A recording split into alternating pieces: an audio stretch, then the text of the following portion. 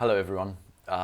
Today I wanted to do a little thought experiment and ask some questions about what it means for what the incarnation of the Word into the flesh might mean. Because potentially, I think for many people what is most challenging about the Christian story is that we are supposed to believe that Jesus isn't just any old human being or any old prophet, but Jesus is actually the Son of God. That God's actual Son was born as Jesus of Nazareth. And I think many people find this challenging because they think, well, any religion could make any outstanding individual into the Son of God. Why is it, what was it about Jesus that made him so special that he could lay claim to being the Son of God? That seems to be probably at the root of the biggest challenge about Christianity for most people.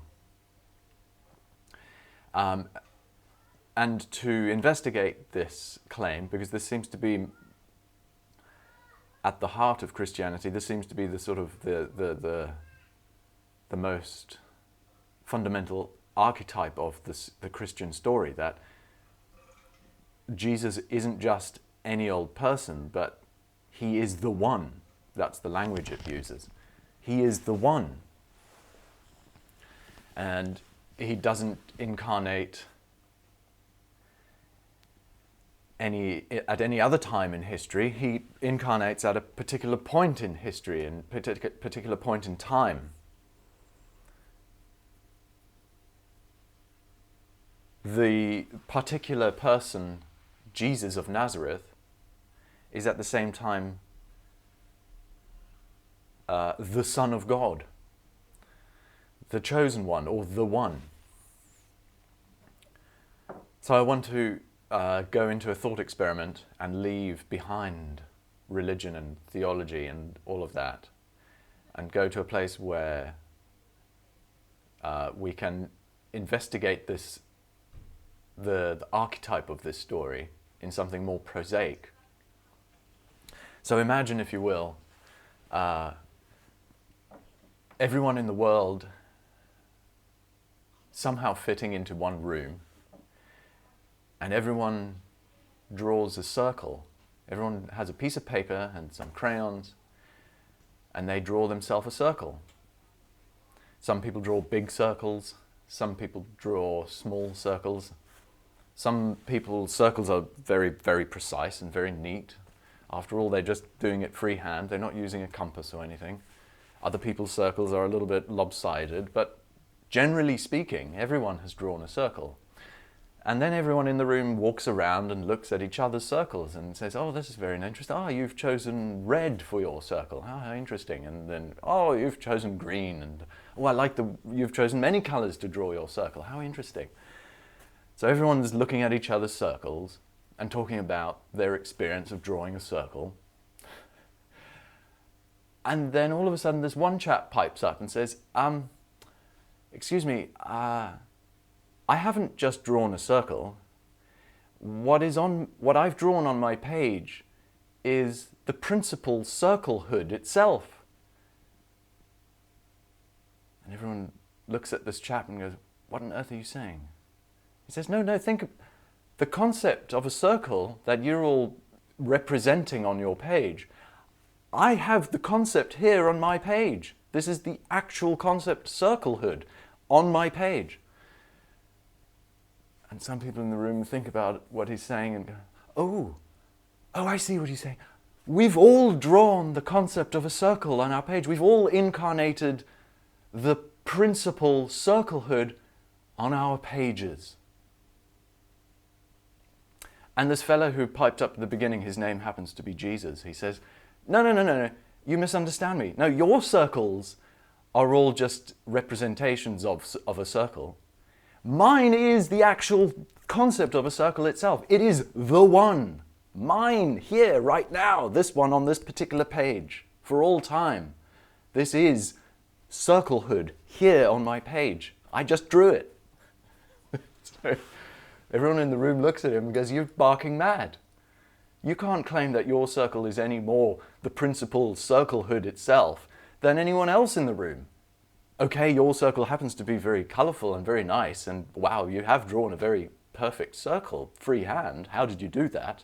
However, with skill and practice, anyone could draw a circle as good and beautiful as yours, and they wouldn't have any more right to call their particular circle circlehood itself, incarnated for all time, here and now. And so they chuck him out. They say, you're being an idiot. You're not accepting all of our circles as being just as equal to yours in relation to the pure form concept of circlehood. Your circle might be better than ours in the way it looks.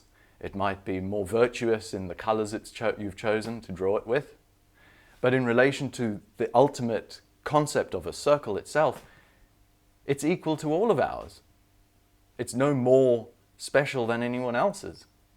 And you certainly can't claim that the concept of a circle is here on your page, because a concept is a concept. You can't instantiate it with crayons on a page. So they kicked Jesus out of the room. And I think the general consensus among most people in the modern world feels the same way about Christianity. It's like, you can't claim Jesus is the Son of God and that he's more special than any other special person or religious figure in the world. Yes, he said some amazing things and he was a very inspiring and virtuous person and set a good example, etc. But to say he's the Son of God is going a bit too far. But let's return to the circle drawing for a minute. If Jesus was talking about a circle, maybe we would be justified in saying, no, that's not circlehood itself on the page. That is just an example, an instance, a particular drawing or representation. It's not the thing itself. But of course, Jesus wasn't talking about circles or anything else like that, for that matter. So what was Jesus talking about when he said, I am the one? He was talking about Christ. So let's look into the world now and look around us and say, what in this world is not only just a representation or an instance of a divine principle, of an eternal principle, but what is itself the principle itself, as well as being a particular instance? Is it time? There's a clock there, it tells the time. It tells me what the time is, but could I say that clock is time itself here in this particular room? No. What about the beautiful orchid on your windowsill? It's a beautiful orchid. Can you lay claim to that being the species orchid itself on your windowsill? The species orchid happens to be the orchid on your windowsill. And every other orchid is just a sort of an instance or a particular instance of that species. Your orchid happens to be the actual species itself. Or your cat. Is your cathood itself? Has cathood itself happened to incarnate in the form of your cat on the rug, in your room, your particular cat? No. What is it in the world which isn't just it? What is it in the world that exists that isn't just an instance of some eternal principle, but is that eternal principle itself as well? And the answer is, it's personhood. Your friend Dave isn't just an example of a friend by the name of Dave. Your friend Dave is Dave, your friend. If he comes knocking to your door and says, "It's Dave here," you don't look at him and say, "Is this just an example of Dave, or is it my friend Dave itself?" You see Dave himself. There's Dave. And you welcome him in. You recognize that he is a person. But a person, what is a person? A person is a concept. It's a principle which is at that same time a particular instantiation in real time, here and now. And it's at the heart of that person is the I am. I am me, myself. Each of us is not only a concept being represented, but we are that concept ourselves. That's why when I say I am, I'm only referring to this person here. I'm not referring to anyone else. And when you say I am, you are referring to you, the person who you are. But what is I am but a concept?